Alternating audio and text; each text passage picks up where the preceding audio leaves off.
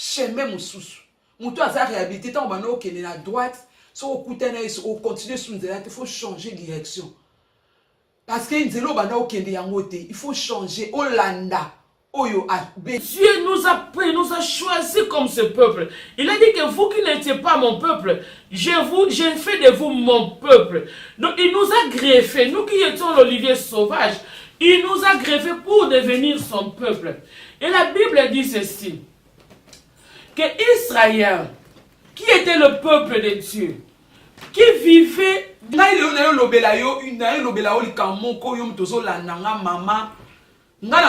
une femme qui est réhabilitée. Moi, je suis réhabilité, et ça, le cola, au bali jeune fille, Abika. Yesu Masia ayaki pona batololenge wana.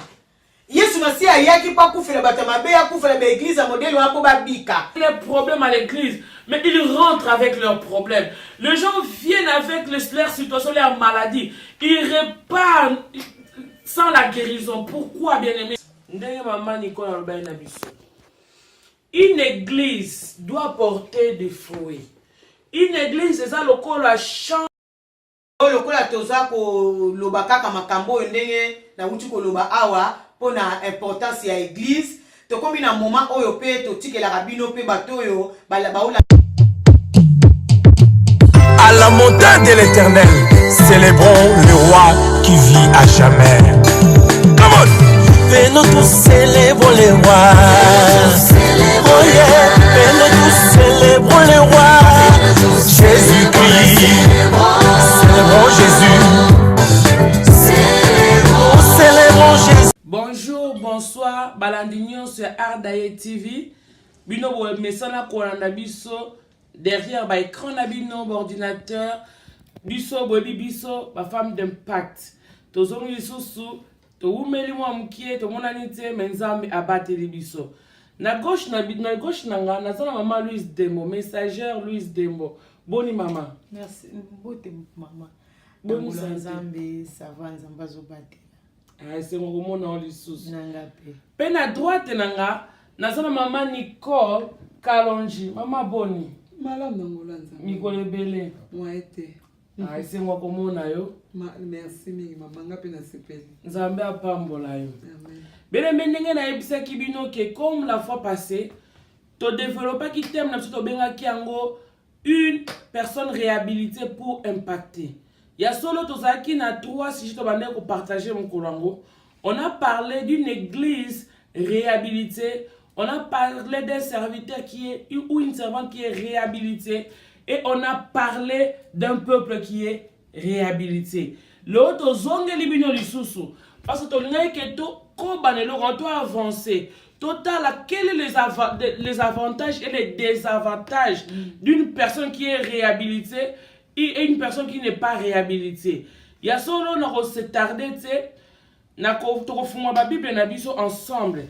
Na zo invité bino to fuma ba Bible na biso bisika ozwa mi bien-aimé. Tozo un livre Exode. Exode, chapitre 15. Tobanata verset 22. Tosuka na verset 26. Bible obina biso boy. En attendant ozo luka Bible na yo, ozo fungwa passage na yo. Naza na posa na remercier yo bandola na biso banato bandaki.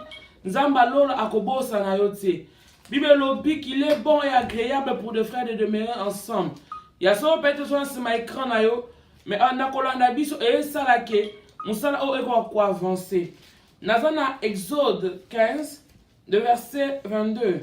Bible dit Moïse fit partie Israël de la mer de Jon. Ils prirent la direction du désert de Chour et après 3 jours de marche dans le désert, ils ne trouvent que boirons-nous. 25, le Moïse cria à l'Éternel. L'Éternel lui indiqua un certain bois qu'il jeta dans l'eau et l'eau devint douce. C'est là que l'Éternel donna au peuple des prescriptions et des ordonnances. Et ce fut là qu'il le mit à l'épreuve. 26, c'est l'obi. Il dit, si tu écoutes attentivement la voix de l'Éternel, ton Dieu, si tu fais ce qui est droit à ses yeux, si tu prêtes l'oreille à ses commandements, et si tu observes toutes les prescriptions, je ne t'infligerai aucune des maladies que j'ai infligées aux Égyptiens, car je suis l'Éternel qui te guérit. Amen. Amen. Bien-aimé, comme la fois passée, je parlais d'une église. Et là, on a dit tout ça, on a moi et Bandeli. Bible dit que Dieu s'était choisi un peuple, le peuple d'Israël. Et Bible dit que Dieu avait déjà promis à Abraham que ton peuple ira en captivité.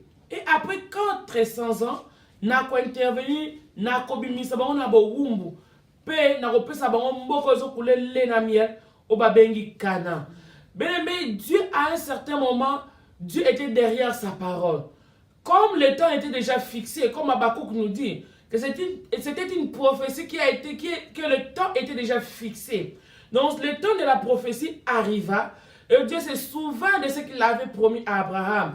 La Bible dit que Dieu descendit, il rencontra Moïse pour que Moïse puisse libérer le peuple d'Israël dans la captivité. Et aujourd'hui, la Bible, là, dans le chapitre 15, la Bible nous dit ceci, que le peuple arriva, que Moïse fit partie Israël de la mer de Jon. Il prit la direction du désert de Chour. Nous avons bien lu. Et ils arrivèrent à Mara. La Bible dit que le peuple avait soif. Le peuple souhaitait boire. Le peuple avait envie de boire de l'eau. Mais l'eau était amère. Bien aimé, et le peuple commença à murmurer contre Moïse. Bien aimé, vous savez, dans une église, un peuple, la Bible nous dit dans le Nouveau Testament qu'une nation qui est divisée est vouée à l'interdit. N'est-ce pas, maman Nicole?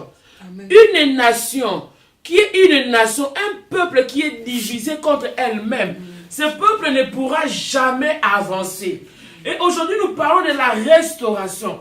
Quand on parle de la restauration, de la réhabilitation, ça veut dire qu'il y avait quelque chose qui a été détruit, quelque chose qui a été cassé, quelque chose qui a perdu son originalité. Et cette chose-là doit réavoir encore ou reprendre l'originalité. Et c'est ce que nous voyons ici.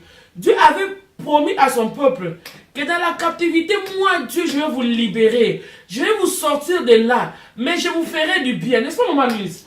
Je vous ferai du bien. Le bien que Dieu allait faire à son peuple, c'était lui donner le repos. Le bien que Dieu allait faire à son peuple, c'était lui donner la nourriture en abondance. Le bien que Dieu allait faire à son peuple, c'était Canaan. Là où il devait avoir du repos. Un pays où ils n'ont pas souffert, maman Nicole. Ils n'ont même pas planté. C'est ce que Dieu avait déjà réservé pour eux. C'est comme nous aujourd'hui. Nous sommes l'église. L'église, comme je l'ai dit autrefois, c'est l'épouse de Christ. Si nous voyons aujourd'hui, dans le mariage humain, quand un homme, maman Louise, quand un homme va épouser une femme, ça veut dire qu'il prend cette femme et il devient le responsable de la femme. Donc il s'occupe de la femme. Il donne tout ce qu'il a. Il a le devoir d'habiller sa femme, de nourrir sa femme, de faire tout ce que sa femme désire. Parce que c'est lui l'homme qui a pris la résolution d'aller la chercher en mariage. Et c'est comme notre Dieu. Notre Dieu nous a pris, nous a choisi comme ce peuple. Il a dit que vous qui n'étiez pas mon peuple, j'ai fait de vous mon peuple. Donc il nous a greffés, nous qui étions l'olivier sauvage, il nous a greffés pour devenir son peuple. Et la Bible dit ceci, que Israël, qui était le peuple de Dieu, qui vivait, disons, la prophétie, la promesse de Dieu en ce moment-là, que Dieu a sorti de la captivité et que Dieu a mené quelque part. Mais Israël, par manque de connaissance, bien aimé de Dieu, laisse-moi te dire une chose. Si tu es en train de suivre Dieu et que tu ne connais pas ce Dieu, bien aimé, tu peux crier nuit et jour. Les hommes de Dieu peuvent prier pour toi. Les hommes de Dieu peuvent tout faire. Mais ils te demandent une chose, afin que tes promesses soient réalisées, afin que tu sois réhabilité, afin que tu puisses vivre les promesses. C'est d'avoir toi-même une relation personnelle avec Dieu. Une église qui n'a pas de relation personnelle avec Dieu, cette église, elle est vouée à l'interdit, à l'échec, bien-aimé. Nous voyons Haï, une petite ville, contre un peuple puissant, qui était le peuple de Dieu. Le peuple de Dieu a succombé, il a échoué. Pourquoi? Parce qu'il manquait l'obéissance. Hein, maman Nicole? Le peuple a manqué l'obéissance. Aujourd'hui dans l'église, si l'obéissance n'est pas là, aujourd'hui dans l'église, si nous marchons avec des murmures dans l'église de Dieu, cette église-là, malgré que cette église-là peut sortir du feu, l'église n'ira nulle part. Parce que l'église, c'est toi, c'est moi. Là où tu es, dans ta maison, tu es une église. Parce que la Bible dit que ne savez-vous pas que vous êtes le temple du Saint-Esprit. Donc nous sommes un édifice. La Bible nous dit que nous sommes de royaume de sacrificateurs. Ça veut dire que dans un royaume, il y a des sacrificateurs. Et nous sommes des sacrificateurs de l'Éternel. Donc nous composons l'église. Et pour que l'église aujourd'hui puisse avoir le succès, l'église aujourd'hui soit réhabilitée, il faut que l'obéissance revienne. Il faut que nous enlevons le murmure. Il faut que nous enlevons ce qui ne plaît pas à Dieu. Voilà pourquoi le verset 26 dit ceci. Le verset 26 dit: si tu écoutes attentivement la voix de l'Éternel ton Dieu, on ne parle pas d'une autre voix. On ne parle pas la voix du pasteur. Parce que quand on écoutera la voix du pasteur, si le pasteur peut écouter la voix de Dieu. Et la Bible nous dit ceci, que si tu fais ce qui est droit à ses yeux, ça veut dire la Bible nous appelle à marcher juste devant Dieu. La Bible nous dit que Abraham était intègre devant Dieu. Il marchait intègre devant Dieu. Et nous voyons que toutes les promesses que Dieu a fait à Abraham, se sont accomplies. Il dit que je te bénirai. Je bénirai celui qui te bénira. Et je maudirai celui qui te maudira. Et nous avons vu cela que pendant la vie d'Abraham, il a bénéficié des promesses de Dieu. Pourquoi? Parce qu'il a écouté la voix de Dieu. Parce qu'il a marché juste devant Dieu. Et la Bible nous dit ceci. Si tu prêtes l'oreille au commandement et si tu observes toutes ces prescriptions, ça veut dire la loi, je ne t'infligerai, et si tu écoutes les prescriptions, je ne t'infligerai aucune des maladies que j'ai infligées aux Égyptiens. Bien aimé, aujourd'hui, si l'église est devenue faible devant les démons, si je vois aujourd'hui l'église, il y a un cas qu'on amène à l'église, mais l'église tout entière n'a pas la capacité de renvoyer cet homme libre. Il n'a pas la capacité de redonner la joie dans le couple. Les couples se séparent, comme je l'ai dit autrefois. Que les gens viennent avec leurs problèmes à l'église, mais ils rentrent avec leurs problèmes. Les gens viennent avec leur situation, leur maladie. Ils repartent sans la guérison. Pourquoi, bien-aimés? C'est parce que nous sommes devenus faibles. C'est parce que l'église n'écoute plus la voix de Dieu. Et qu'est-ce que Dieu dit? Dieu dit que nous puissions le glorifier, que nous puissions élever son nom. La Bible nous dit que pour tous ceux qui l'ont reçu, il les a donné le pouvoir de devenir enfants de Dieu. Donc un enfant de Dieu, il ne fait que la volonté de son Père. Et une église ne fait la volonté d'aucune personne que de celui qui l'a appelé et qui lui a pris en mariage. Donc le Seigneur Jésus-Christ. Maman Nicole, je ne sais pas, qu'est-ce que tu en dis? Merci maman Bodé, Nzamba Pambola, vraiment tout ça béni pour Nadiloba Oyo. En tout cas, merci beaucoup.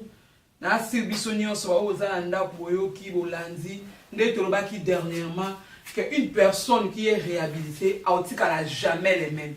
Les problèmes aux Anamo Lelo, Batu aux réhabilités, mais aussi Kaka Nengo Zalaka. Malgré si ba racheter yo, malgré y soit ça à restaurer yo, malgré y soit ça à kufa pona yo, mais yo tikala kaka les mêmes. Donc ozakaka na basloga ka na munoko na yo ngai mwana nzambe, ngai na salaka boye, ngai na salaka boye, mais vie na yo échangeati. C'est pour cela que tu as un échec. Et ça a une église, et ça a un biso, et ça a une société. Donc partout, tu as un échec, parce que tu saisis ça, restauration na bisoté. Parce que tu landa restauration na biso te kino na suka yango tozo vivre kaka na ba échec na ba souffrance na kolela tango nyonso. Mais ngai leo na yo lobela yo na yo lobela o likamoko yo mtozo landanga mama nga na so lobela une femme qui est réhabilitée. Moi je suis réhabilité et ça lokola au bali jeune fille so lobela une femme qui est réhabilitée. Na si dernièrement totanga ki na Jean chapitre 8 to banda ki na 1 ki no na 11 to mona ki histoire ya femme adultère oyo ba memela ki Yesu asala ki ekobo na mobali. Mais ce qui n'a garda qui n'a pas qui témoigne parce que tout ce monde a lelo c'est la femme qui est tout le temps accusée. Si Atali Kamboezali c'est toujours la femme. Bah qui a mobilité. Et comme cette femme là a commis l'adultère, mais a commis l'adultère on a qui est mon côté. Bah c'est là qui deux personnes mais la femme a commis l'adultère mais mobali. On va quand qui na carte appelé adultère akenda iwa. Mais va condamner qui toujours la femme. Pourquoi? Parce qu'aujourd'hui, dans le monde que nous vivons aujourd'hui, c'est toujours la femme qui est condamnée. Nous devons faire plus d'efforts. Pour prouver mon kilike, nous sommes plus qui condamnés parce que nous avons réhabilité, parce que nous avons restauré.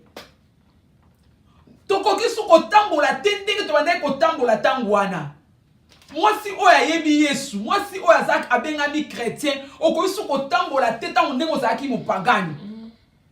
Ngana sina yoka moi si moi ba ngana za nga chrétien.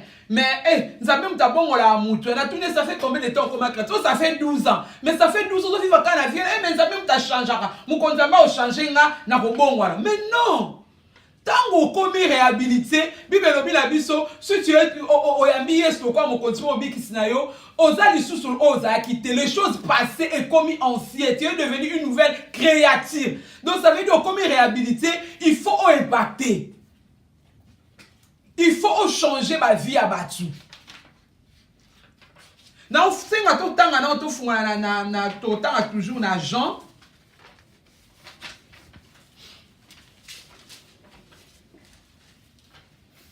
Autant à Jean chapitre 4, mais longtemps à verset moko. Non, 2 versets. Autant à Jean chapitre 4, verset 28.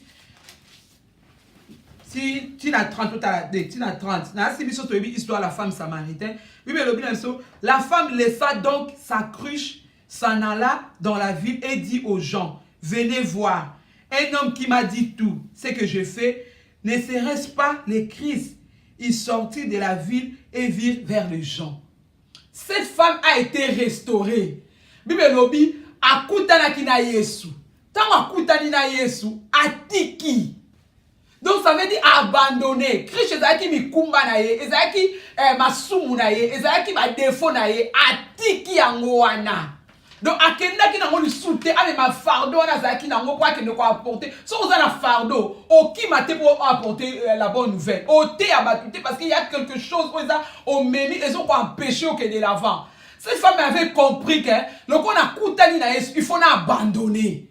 Donc atika cruche na ye, atika ki nyonso, ake ko luka batwa ke ne ko évangéliser, pas que le malba oboya. Na kutela mutu mo changer vie nanga. Donc, vous avez besoin de changer de vie. C'est ça que vous avez manqué biso lelo.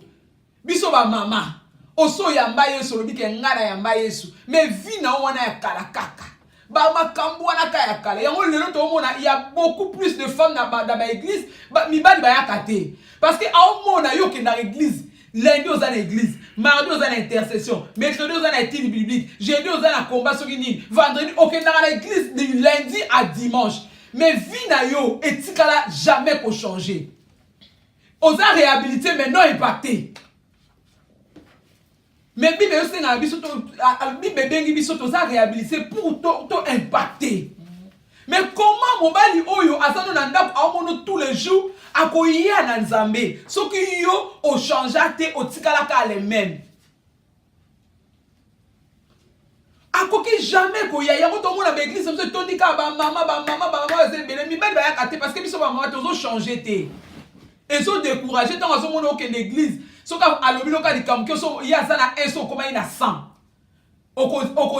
jamais okoramener na Christ. Jamais tokomema mibali na biso na Nzambe soki tozocontinue kaka kotikala na vie oyo tozalaki malgré tozali réhabilité.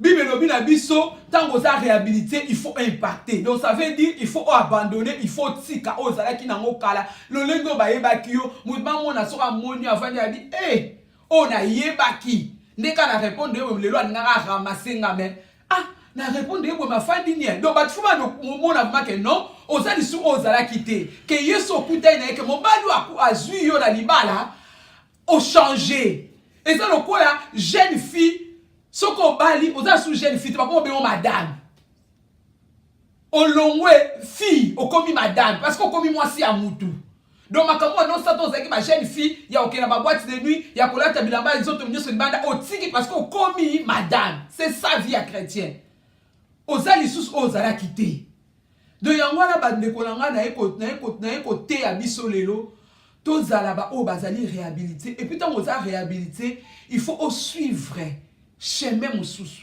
mutu aza réhabilité chemin mosusu mutu aza réhabilité tant bana okende na droite so okutana o continuer sur nzela il faut changer direction parce que nzelo bana okende yango te il faut changer olanda oyo abengi yo olanda oyo sauver yo pe kolanda ete ezaka olandi ofai na ndako nga asambela na ndako non kosambela na ndako eza bien eza mabete mais kokende sur plus epai bisika basanga bibelobi bisika mibale to bisatu basangani na kombo na nga naza na kati na bango donc tant ozokende na église oyebi ke lelo bato ebele baza tellement desi na baéglise apréférane kofana na ndako abinga na église na okesute paster wana asalanga boye mama wana asalanga ma paster wana azongiselanga boye mais c'est la vie c'est normal na okaki mateya moko paster mo azote alobi tozaka dessus tout le temps okende na mosala patron afingaka ya maltraitant mais lobo okesu mosala po ani parce que oyebi ozwaka mbongo mais église oka paster wana alakateli olinga alobi olikamembe ozongi ovai na ndako mais soki ezalaki na mosala okodémissionne te malgré bazofinga yo malgré partout azomaltraite moi ozokende chaque temps olamuki olati ye wana okei mpona nini po ebi na fin du mois ozwa salaire mais c'est la même chose na mosala nzambe mpe basacrifice oyo toosala lobi lifuta na biso ezali pourquoi kokanga motema te c'est ça tosalela totala plutôt nzambe totambola plutôt na koyoka plus nzambe tozala baoyo batiki nzela bazandi nzela mosusu tokontinue te okangamaka na vie oyo tozalaki nango parce que yango te yesu aréhabilita biso yango te yesu akufa na ekulusu mpo na yango so akufaki na ekulusu eza mpo tozala soko tozalaki liboso te eza mpo arachete bafoti na biso eza mpo arenouveler biso donc moto aza arenouveler azala su te na bavie na badefo oyo azalaki nango ya kala en tout cas bamama totelema tosala effort parce que ceux qui ont maman oza réhabilité oza na facilité à impacter na libota na yo parce que un bon serviteur abandana na ndako na ye otei na ba oya ya ndako no jamais oko gagner libanda so na ndako na ona no gagner te et aussi mbate il faut bandano na ndako na yo o bandano na mbali na yo babibani surtout mbali so africain abongwana surtout abongwana mi par rapport ya comportement atala bi moi c'est dans le bossa za ki boité akomona ba attitude no komo changer comportement no komo changer makomba no ça lo ça souté ezali soka le bino linga likamo ko katelinga lo finir so ndeli o changer akomona luka il faut na luka na yeba eno ne ko na moi so koluka koyeba na pa bandiko s'approcher allez malé bandiko te papa ata la bible lobina biso boy malé o gagner pe netije. En tout cas, tous à la batu oyo, tous à réhabiliter, mais tous peut co-impacter. Tous à la tous à réhabiliter, au ticket les mêmes places, on a na change, on a na bongwana, yo na bongwana au bongwana mais au ticket la kana vie on nous alaka. Soko musique, au côté na musique au bini, soko za l'église yo na l'église bible, aux hôtels, aux yema, aux bina, autant la bible. Mais position ne soyez banaté. Mais mon toit à réhabiliter, il faut y avoir position, il faut y avoir place aux arts. Il faut yeba loko lingi. Il faut yeba nandani ozotambola na ye. Ozolanda nani. Oko tika la kane même position te.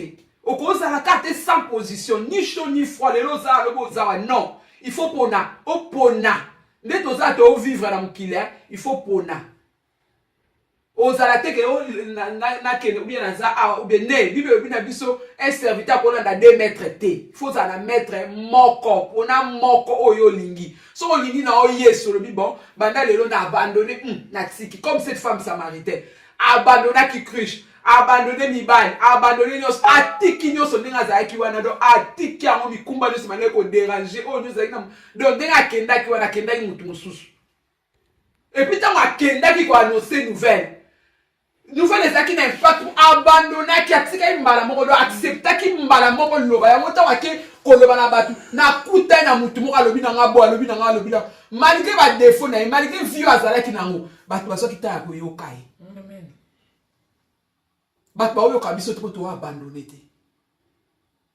soki atozo bakenda sambela okende dire simba la Bible mais soko zaka na vie wana ozalaki ato osala hypocrisie osala semblant yesu abimisaka na kwasa okobomba ngo bati un jour ekobima kaka yango ba parole biso na impact te na vie ya batu parce que obongwana ya solo te osala ngo na miso ya batu pona kolakisa batu kenga na bongwani surtout biso ba mama tolinga moso omoni batu ngosa neti keno mo ba gros do moko bo lakisa keno ngai nde mais non nzambe azane na besoin wana te ana besoin de muté manuvement ozala réhabilité ya solo putain ozala réhabilité o suivre décision car en même temps au changer de direction comme cette femme samaritaine donc a changer qui peut mbala moko azonga subi le bina biso azonga ki lisusu simate azongela su mibala bato na ozwate akeya bandi côté ya batu sango abandi ko évangéliser c'est ça o bible o biso lelo to ana mo besoin ba femme ba réhabiliter pe ba telemi ba o samsala nzabe ba o teasa côté ya sa mala muza ka te foza pasteur côté ya sa mala muza ka te foza évangéliste o za la prophétesse te nzamba pesi mutu nyonso alobi na biso allez et faites de toutes les nations mes disciples. Alors, il dit que allez, ma pasteur, ma prophète de Bokene. Non, alors il fait de toutes les nations. Donc, tant aux a réhabilité, au télémi, aux huiles, côté, il y a un anté comme foyer, ma Bible, banditi, sur. Puis, on te dit, la soukate. Mais si fika olo bala mutu Yesu alingi. Talanga la zaki boele no na komi boza pour la Yesu ana. Yo peso olandi a changer vie. Deux mois ko changer vie à mutu par rapport mutu a ba 1000 versets, mais yo e ka olobina mutu ni ka mi balé et changer vie à mutu. Il y a moi tous à base oyo ba réhabiliter mais en plus ba so impacter ba vie ko impacter na bosolo, ko impacter na malam. Zaba pambola. Na pesi malo papa mama Louise. Merci maman Nicole Kalonji Nzambe amona yo apambola yo. Amen. Merci maman évangéliste Godé Tabissa. Bien aimé dans le Seigneur, maman Louise de Moyeyo ayeli susu ipana bino na ba écran na bino toyaka kaka emuna momesa note me toyaka pona komemela bino sango malamu oyo Yesu atikati na biso na ngolo Nzambe kaka nde yango tozo memango ipana bino mama utukolo bake ezaka ate bato 5 ministère ndi bako côté ya Nzambe Nzamba sali biso quand même ngolo yango moni to Yesusu liboso na bino. Bien aimé esaki tang mulai pona thème na biso oyo ya réhabilitation na kati église, réhabilitation na biso bandini, réhabilitation pona basali ya Nzambe. Na si boyoki évangéliste Godé ndenga lobaki pona église. Ba tasho bandeko tozui eza nécessaire. Na kati église eza tende mama utelo ba église eza te ka bandaku na titre na kombo église eza yo ozota ya biso église eza nga. Donc sans basali ya Nzambe église pe uzana monte po auté ya wana. Mais Yesu a trouvé bon ya kofanda na kati ya église batongi na maboko na batute bandako batongi na maboko na batute mais na kati na biso. Amen. Atoza na désert atoza wapi soki oyamba Yesu na bomwenda yo Yesu azakati na yo église eza yo raison pour laquelle oza na raison ya kolanda message po esunga yo oyo bandenge nini ya koentretenir église oyo eza yo. Bato pe ba oyo bayebi ke église eza bango, église eza biso, ndenge mama Kalonja uti ko simba, oyebi pe ke ndenge nini okotambola, oyebi pe ke ndenge nini faut océder motema na yo pote liloba wana ekota o changer. Église eza na besoin ya bato bazoyo kango po ba changer. Sikoyo na bato oyo baza koteya liloba wana epai ya église na epai ya bato oyo bakoyo kango eza basali ya Nzambe o tozo benga lelo ba pasteur, ba docteur, ba nani ainsi de suite, ba miso bakomi ba président, ba miso bakomi ba maréchal etalika bango na ba titre na bango. Biso o toyebi kaka mosali ya Nzambe oyo azosalela Nzambe.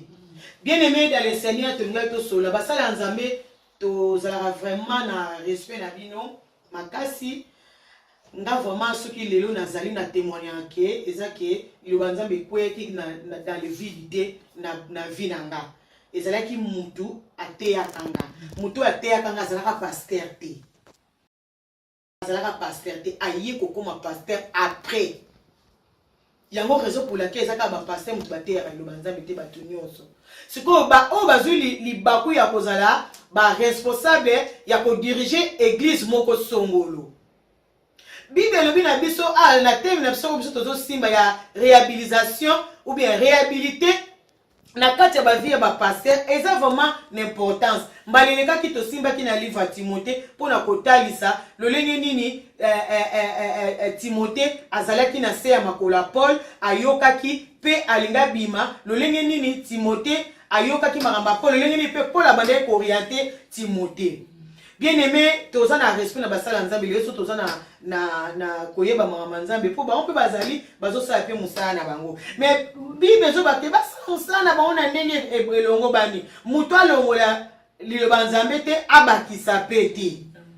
Kasi leo tokoma kolanda ba exemple ba pasteur oyo ya malamu gloire à Dieu Nzamba pambola oyo ya mabe ekominde na ampleur ya osakana te. Raison pour laquelle pasteur waza réhabilité azosala musala Nzambe lolenge o Nzamba azoloba na ye lolenge o azozala inspiré azolongola te azobakisa te Nzamba pambola ope bato ba oyo kango tomona bilembo na bango ba oyo pe baza réhabilité te tozomona pe misala na bango ba conséquences ezebele ba conséquences na ba pasteur wana ezebele. Bible bina biso maboyongo nyonso efukama pe minoko nyonso etatola Yesu aza mokonzi me biso lelo maboyongo na biso komba kofukama mpona ba pasteur minoko na biso komba kotombola nde ba pasteur mpona nini oyo tozwi pe ba pasteur yango pe biso tozokende memango libanda tala ba conséquences taba tunde bazobunga yango tokei kotala nanu muke na Bible tozwi ka 1 Timothée na chapitre na biso 16 na verset 3 tina 5. Bible bina biso si quelqu'un enseigne des fausses doctrines et ne s'attache pas aux saintes paroles de notre Seigneur Jésus-Christ est à la doctrine qui est selon la piété. Il est enflé d'orgueil. Il ne sait rien. Il a la maladie des questions osseuses et des disputes de mots, d'où naissent l'envie, les querelles, les calomnies, les mauvais soupçons, les vaines discussions d'hommes corrompus, d'entendements privés de la vérité et croyant que la piété est une source de gain. Amen. Amen. Bien-aimé dans le Seigneur, Liloba Nzambe est clair. Amen. Chapitre na biso 3 o ezo simba mitema. Si quelqu'un enseigne des fausses doctrines et aza ko s'attacher na ba sainte parole ya notre Seigneur Jésus-Christ. Quelle est la conséquence? Est-ce que yo ondimi vraiment molinga mina kati na Yesu muto aza na kati ya doctrine ya Nzambe te, doctrine ya Yesu te, o ye atei bafui nango ekozala lolenge nini ekozala lolenge eko représenter bafui ya dini ya repentance na mitema batu te tozomona bango ebele Mususu natali bon ndeka balubika ke ba réseaux sociaux ngo eza na vitesse ya mensonge to yebite entre guillemets mais wana peneza ki na kati église pasteur azoteya batie eloko soki libaya soki nini na mapeka na bango neti ka bandeko babuka na mapeka batie na mapeka po pasteur asala entraîner na ye akende na chair po akende koteya pasteur azoteya bandeko naka mabaya wana na mapeka bazalaki 4 ndeka bato bamemaka cercueil so mutakufi bien-aimé tokomi wapi est-ce que doctrine ya Yesu ezalaki wana Yesu kuta azalaki soki asali likambo ageri mutu alobi na mutu atika ba trace na ete mutu aloba te mais tellement bolamu wana makamba bien Yesu asaleli mutu tozi exemple ya aveugle ne wana azalaki akufa misu atika ya komona te bongo siko makamba ndenge wana kobomba ngo ndenge nini bato bakumi koloba na ye bato bando loba na ye wana ba juif baza ba païete omoni ndenge nini ya ko expliquer ndenge nini mutabadai komona te muto afunguleke misu ya yebike komo ne Yesu Masia likola Yesu Masia no baksani olebo interviewer ngabo ke ko interviewer ye bien aimé makambo Yesu asalaka etokaka lokati na mitema na biso epuyonaka na mitema na biso moyo bomba ngo ezate po eza ya malamu eza bonne nouvelle yo ko annoncer pa ya bato mais soki okopiaki mabe moko songolo mabe wana ko accompagner yo bien aimé au lieu de gumba melanzambe tela place ba conséquence ya ba pasteur baza non réhabilité tela place bazo mema libota nzambe na kati na kufa et na veda ko conduire aveugle te papa to lingi bino mais tozo na besoin bo pesa biso oya motuya oya ko sauver ba vie na biso tozo na besoin ba démonstration te ba démonstration eleki mutu nyosa lingi boye na ye emonana ba yeba moi je suis kaka ba moi yango te ba démonstration eleki tozo na besoin ba démonstration te tozo na besoin ya véritable lobanzambe yo moko soko za réhabilité je crois pas okobimisa ba fausse doctrine oyo ka yo kaki ya Yesu wana véritable Yesu yango yo te soko yo kaki lukuta lukuta pe muta ko accompagner yo la plupart ya ba pasteur baza non réhabilité ba vie na bango eza ko impacter na kati ya ba vie ya bandimi bango na l'église bango baza ko conduire okomona bango même baza ligne moko ba fui na bango ezomonana ezo yokola mutu aza maria bala bota moto tala mono penda azata oui aza yokola tata ne po aza na batika tata na ye aza ba critère tata ne kati na ye ba critère ya mama na ye ndemo pe toza ko copier pa ba pasteur pasteur na biso asaka boy pasteur na biso lobaka boy yazui soki eza ya malamu gloire à Dieu eza yokola témoignage mais bien aimé eloko mona lina souligner et ana deux choses ko pesa mutu ba compliment na ko adorer mutu eza deux choses différentes biso to longola ba compliment o ko pesa mutu compliment évangéliste Godé tu as bien habillé maman maman Nicole batu nyoso ko pesa compliment mais ya ko adorer te évangéliste Godé soki na monote na la kate évangéliste Godé umela o pesa ba kombo yo ko pesa na mokeli na yo oya zo pesa o pe mama na oloba kana minute zo baka évangéliste Godé umela na gumba milo ko mona kana mona évangéliste Godé na buki mabolo na se na kangi neti na éviter po ba biloko to mona eleki wane komi mabe po bibe zo baso mabolo na bisiko gumba mela ka Yesu ka ndete ko gumba mela minoko na bisiko tato la ka bo konzi pe bo nzambe na ye eza pasteur te pasteur akufela yote akufela ngapete akufela mutu te Yesu akufeli na pasteur na yo na ngai ndeko Yesu akufela biso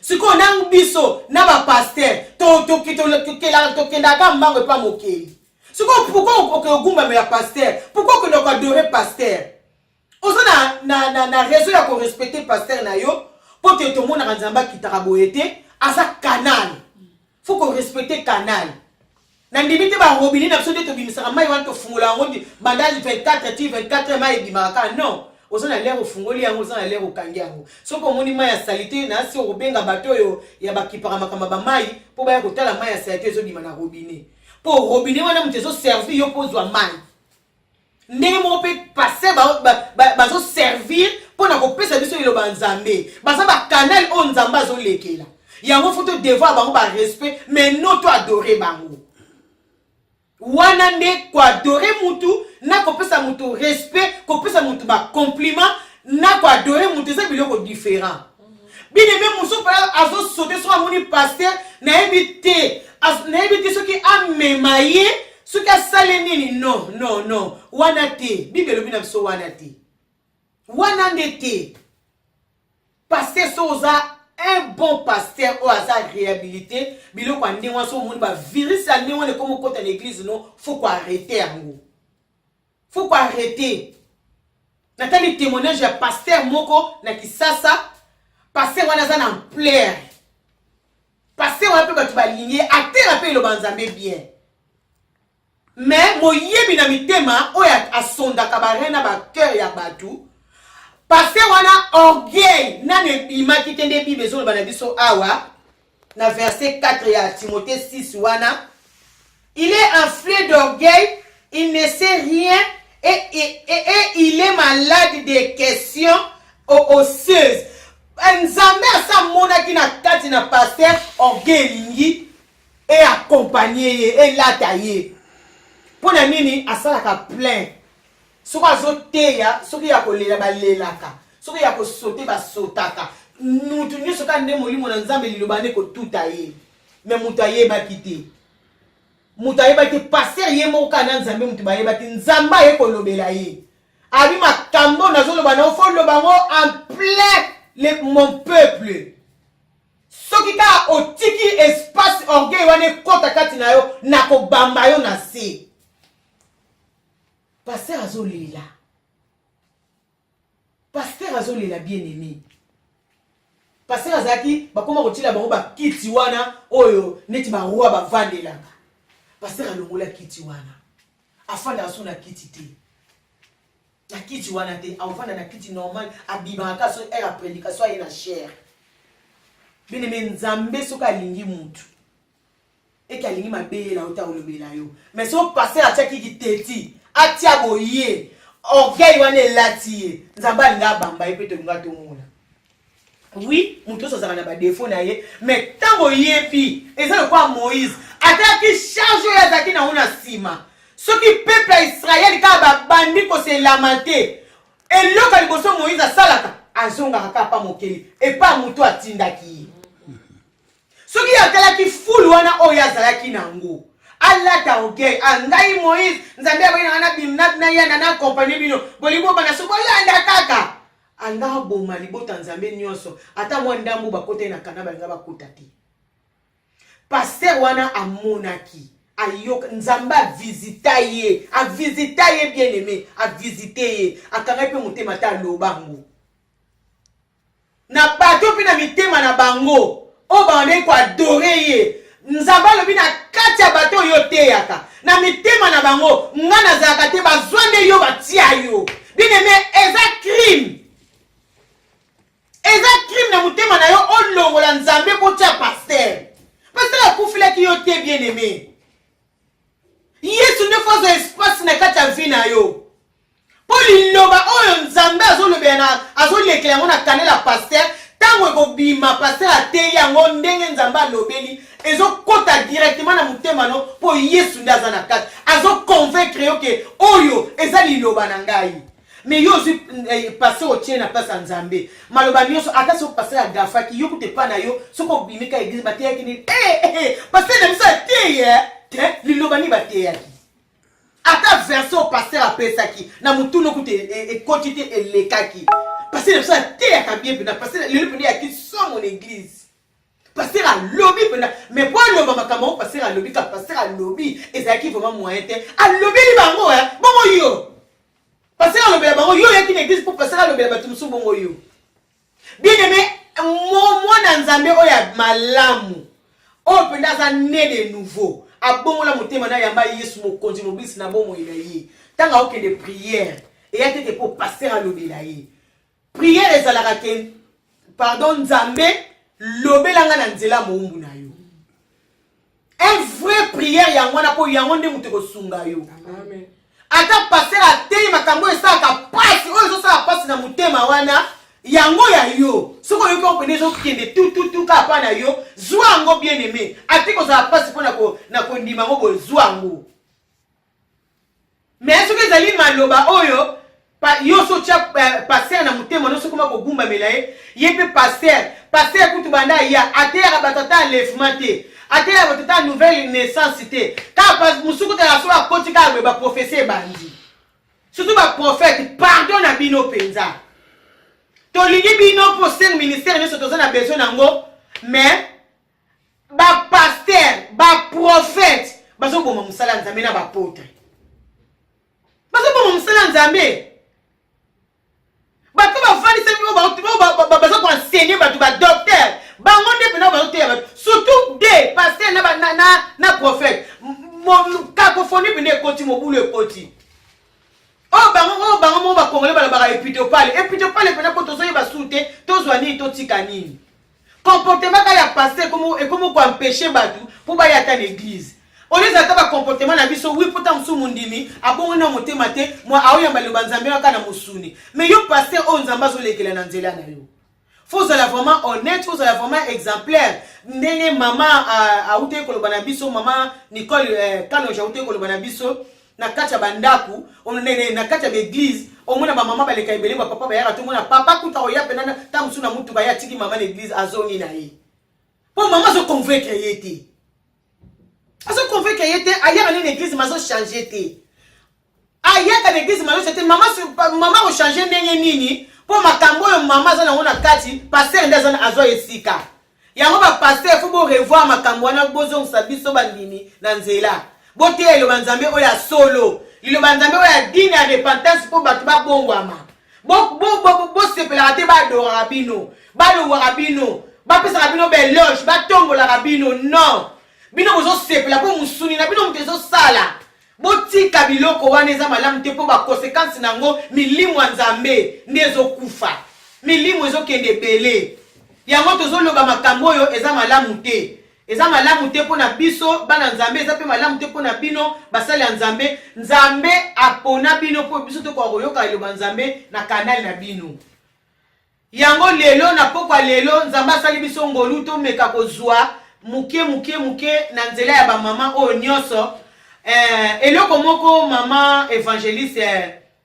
Goda lobaki ya église esimbaki vraiment mutema na ngai pona nini église eza esika oyo te yo zwango lokola liseki po église eza na nzoto na yo moko biso nyonso pena na mokili mobimba mutu amilinga ate azate po bibelo bilinga muninga nde yo momilinga po nzamba yebi ke yo moko komilinga ndeni église comment le quoi place mo ya kosakana église oya liboso na eza corps na yo au commission on est emporté de tout le monde yango te efficacité ya église yo kaka nde muto koki kopesa ngo po saint esprit zakati na yo lilo banzambe eye pona biso nyonso ba obalanda biso na pamboli vraiment nzambe na pesi bino vraiment ba merci ebele pona yebike oyo elekaki bosaki ba réaction to yeli supo to pesa bino makambu ya malamu ba suite tozokende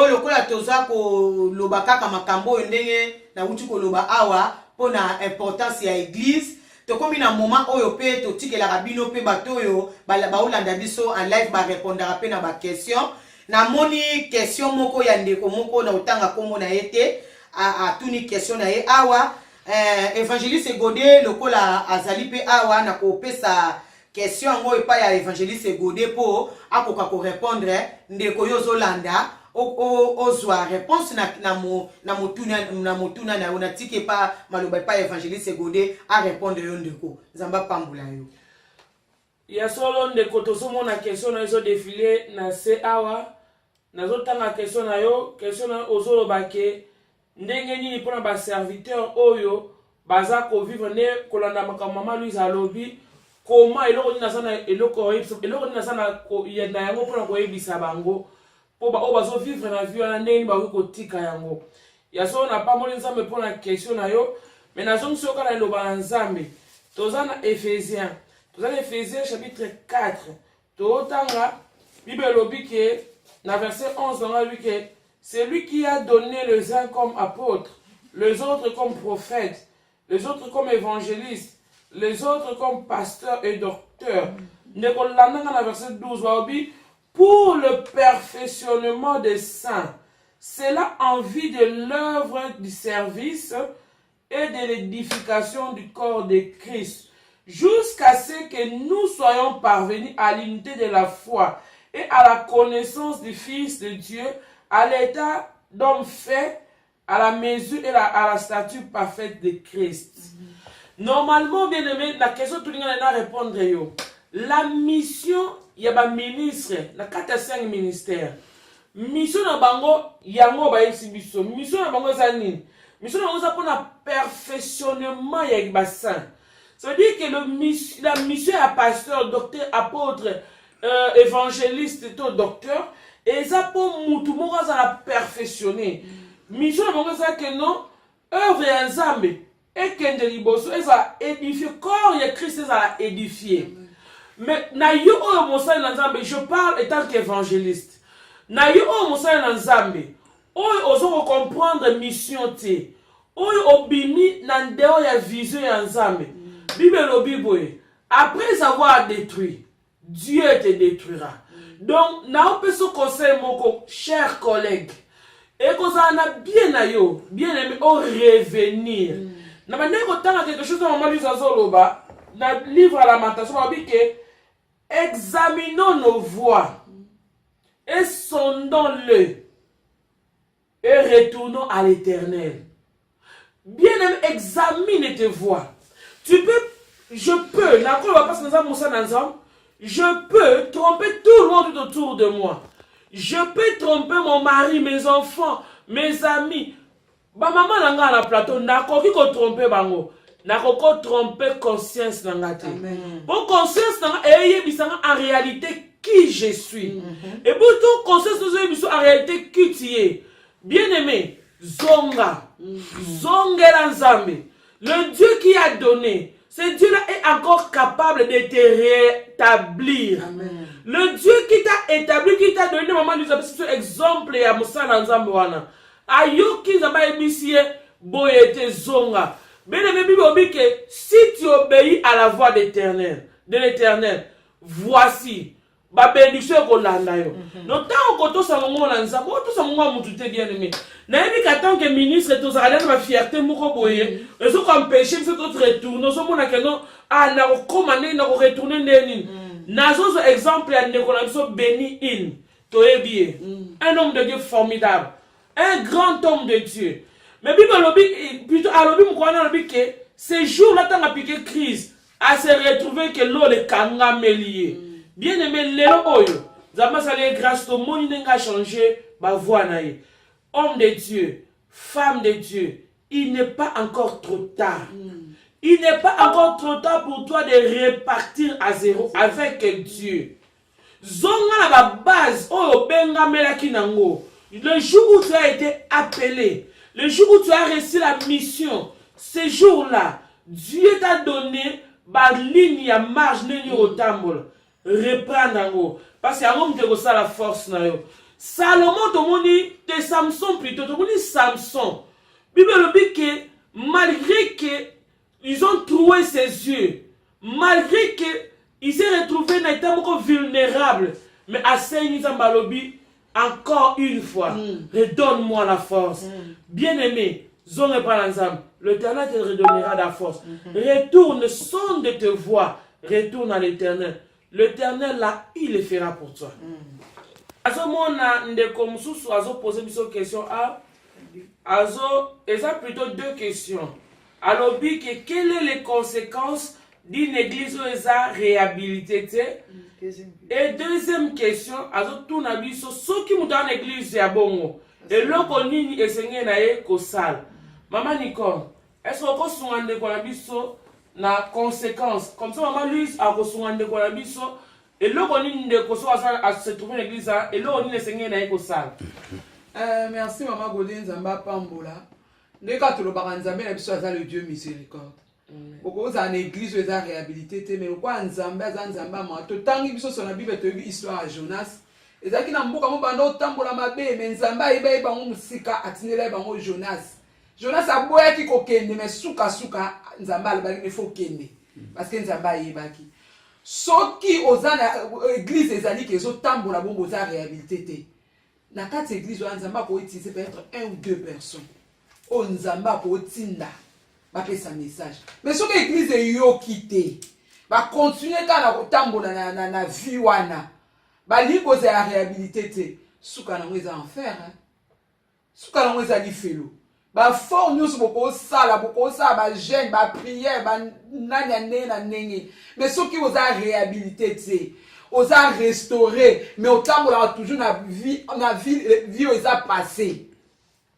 Et puis Nzambe ko sale lo te bi le Nzamba ko sale lo monter sans que à prévenir. So Nzambe nga sale lo mona kati église o ba tanga église. Akotinda toujours mutu aya ko annoncer. Que faut bo sala keba. Message on Nzamba timbo sala keba. So l'église yo quitté. Nzamba akotinda lisu pour la deuxième fois so ba to cité. Ba continuer bongo et conséquence nango Nzamba o frapper. Et puis, tant que Nzamba a frappé, et comme trop tard. Il y a un peu zélaté, Nzamba a frappé, après tout le monde a collé là. Mais tous ont conscience, tant que Nzamba a le temps. Parce que quand Nzamba trop tard, tant qu'on comprend déjà que Nzelo n'a pas de temps la yangote. Église modèle au Kende la yangote. Tant qu'on suit déjà conscience, il faut oser koloba. Il faut téléma, oser la décision. Zélaté et comme trop tard. Il y a une église de l'auto télémato zélaté et comme ezala trop tard. Parce que le temps, comme la souka, il ne va signer mon nana. Ceux qui déjà tozo l'obéir parce que tozo mon makambo comprendre que makambo ngana otanga na Bible, makambo ele kan église o eza boete.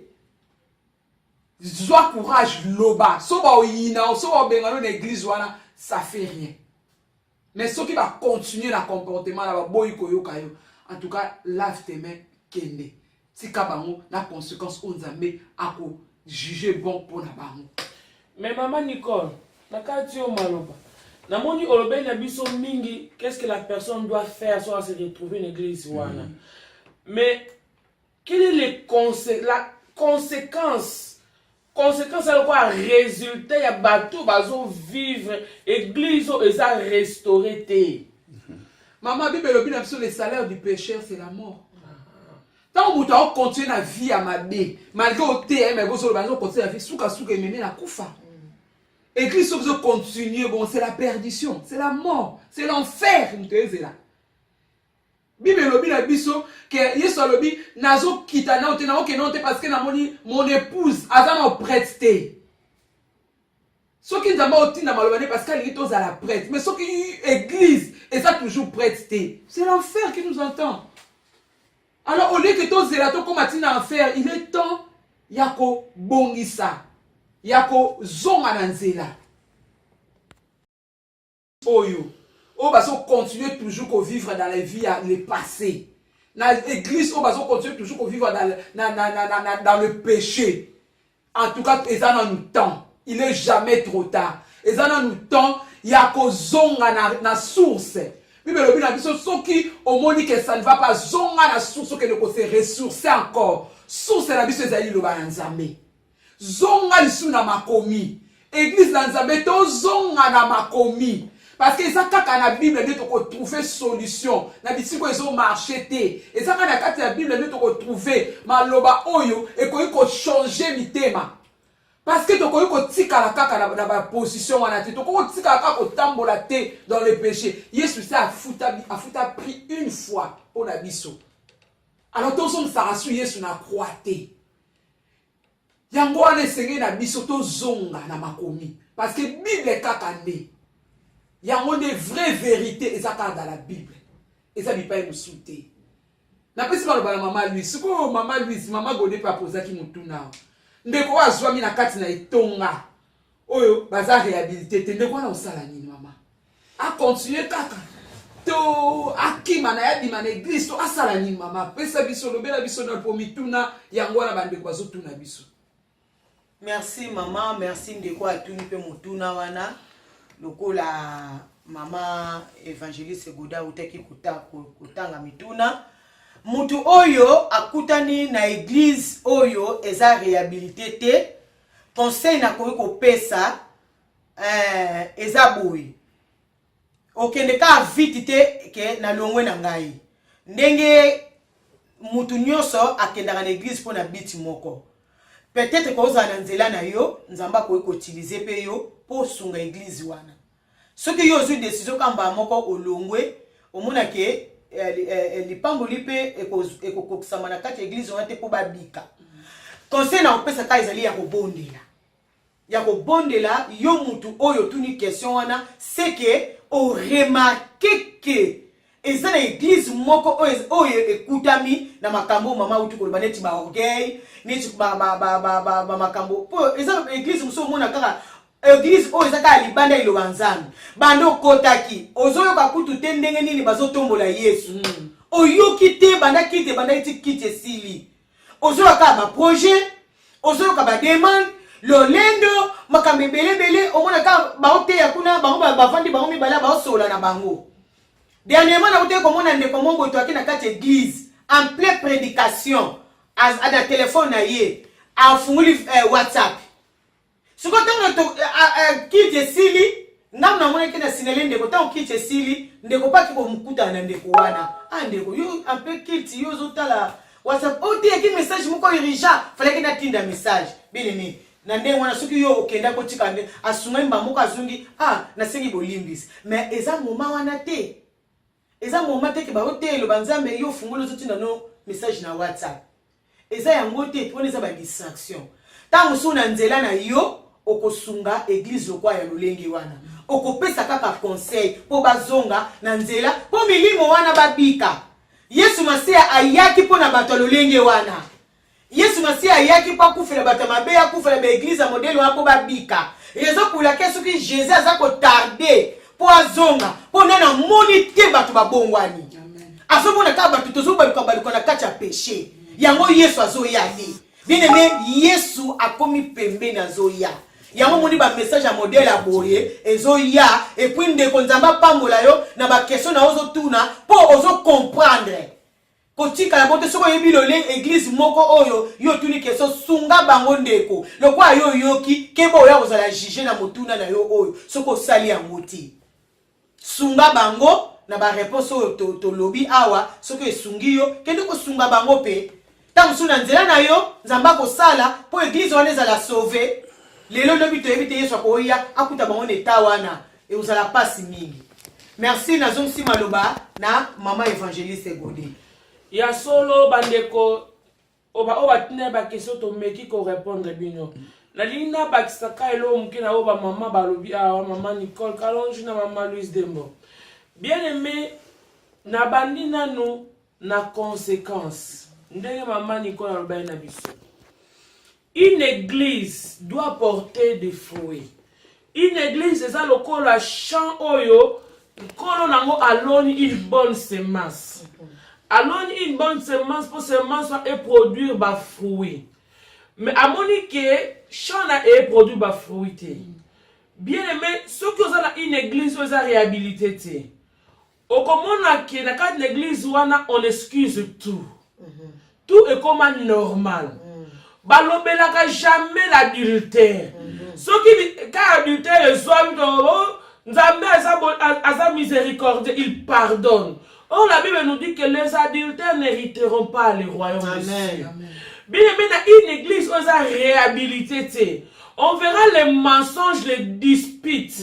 On verra qu'il n'y a pas l'unité. Or la Bible dit que soyez un. Maman Nicole, maman Louise. La Bible dit que soyez un comme le Père, moi et le Père nous sommes un. Une église qui n'est pas réhabilitée, tu ne peux pas sentir l'amour du Christ dans cette église. Amen. On peut prêcher Jésus dans cette église, mais on ne verra pas le fruit du Saint-Esprit dans cette église. Or, le fruit de la Saint-Esprit, c'est la joie, la paix, la maîtrise de soi. Bilo kwa nyo sur l'église, on a okuta ngote. Okuta ke, oyo na oyo bazo bendana. Oyo na oyo bazo bendana. Même on sait dans ba comme mene kamo boy, on est à la sagesse pourquoi à Salomon non. Yemba a su parti pris pourquoi parce que c'est peut-être homme sous soana à soutien quelque part. Quand tu verras ces choses, quand vous verrez ces choses, sachez que la fin est proche. Quand attends au moins la bloc on a bien aimé, on comprend l'église oyo et sa réhabilité. Pour celui qui restaure, c'est Christ. Amen. Et quand une église est restaurée, on verra la restauration du Christ dans cette église. On a habité que tout le monde va la parfait. Mais au moment que non, vraiment on peut retrouver le fruit du Saint-Esprit. Que le Saint-Esprit est à l'œuvre. Malgré que épine, monsieur Kobima peut mettre la bonne semence pour étouffer, mais la bonne semence restera la bonne semence. Amen. Dans la région de maman, Luce de Nalobi, bien aimé, qu'on s'est précipité au Bima. Nous avons bien Ezekiel na tiwa loko la sentinelle. Non, you peut na tin yo ka pour loko la sentinelle. Juste tant qu'on mona mabe, oko ka kosani, o sole ngonga. Ko sole ngonga na ya na la prière, ko sole ngonga na esa la ko luka nzambe. Bible dit que l'Éternel cherche même une personne qui élèvera le mur afin qu'à sauver Libota. Osana peut être tué l'homme que Dieu a choisi pour nous sauver les botana. Bien aimé, n'abandonne pas. Quoi abandonner t'es? Tout le monde, n'a pas bolandi biso. Tout le monde a que la restauration doit être réhabilitée. Et ça n'a pas niveau nyoso. Osa la pasteur, osa la bishop, osa la tu as besoin de la restauration. Bien aimé, n'a l'obaranabi Eli, a défié 450 prophètes à Baal. Eli a quitté si moto. Mais à un moment donné, Eli a sengi liwa. Mais quand on a Lia, Mela et les chemins, car le chemin est long. Et la restauration, c'est pour ne pas continuer mon sala. Bien aimé, Dieu a besoin, il y a qu'on réhabiliter yo. Qu'on réhabiliter la position aux aki nango. Qu'on réhabiliter yo na amour aux aki nango ponaye. Ouais, c'est refroidir. Zaman n'a pas ça qu'on réhabiliter yo mosa na nzame aussi qu'on tique à droit chemin. Bien aimé, si on prêche une autre doctrine que la doctrine qui est sainte, ça veut dire que nous sommes à côté. Nous devons prêcher Christ et Christ est ressuscité. Est-ce que on va quelque chose avant de aussi cette émission à mission? Merci maman Godin Zamba Pambola. En tout cas na zaki na verso te nga vraiment na mutema na ngesengi mafuna binisa moto tanga. Bien aimé so dans la Bible nous zo ngoto tanga na Ephésiens chapitre 5 11 jusqu'à 15. Bible lobi na biso il n'avait rien de commun avec les œuvres stériles de ténèbres, mais plutôt et vous n'ayez rien de commun avec les œuvres stériles des ténèbres, mais plutôt dénoncez-les.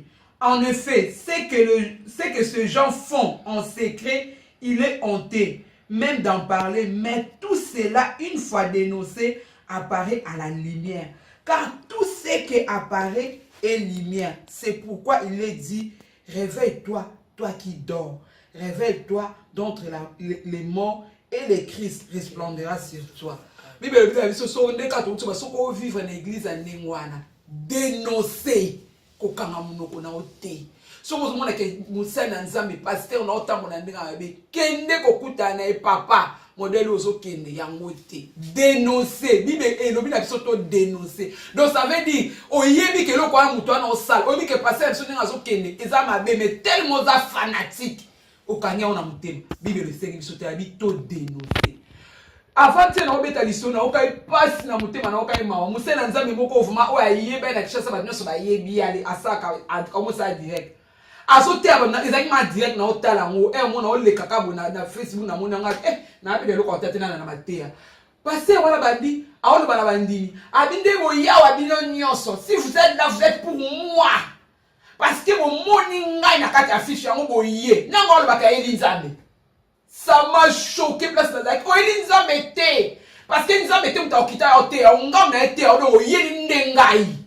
Et ça m'a choqué mon place na zainga bi mais comment un pasteur atanga ba niveau etina ko loba kutu te mais azo comprendre ba ko ya ba ye pona ko yoka ye ba eli nzambe te esala inga pasi esala inga ma parce que la linga musala nzambe wana mina linga ke mingi na bible akomi abimi libanda muto ko ya to longe ndako no ko yoka mutu non to ko yoka mutu to ko yoka nzambe nzambe azo utiliser yo musala na nzambe nzambe azo ba à travers yo mais ko beta to lote ba yeli nga bo yeli nga ponga na ote ya bino nga na ba no liloba de so mo bilonga bongo ko se produit na église nde mama Louise ali ko ela te ko bima sola na musala na nzambe luka et sola ne mikiti ça papa avec toute humilité sola na parce que musala nzambe a besoin ya mutu nyonso.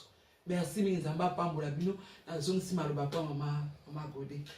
Ya so bande ko to pesi bino merci vraiment parce que bolanda ki biso to komi na suka pona lelo nzambe apambola bino nzambe na lolo akanisela bino et bobonde la pona biso bien aimé. Voilà lobby priez pour moi. Amen. Pourquoi? Parce que makam oyo côté le balanzambe to ko partager bo ennemi à téléma. Priez pour nous pour l'avancement ya musala oyo.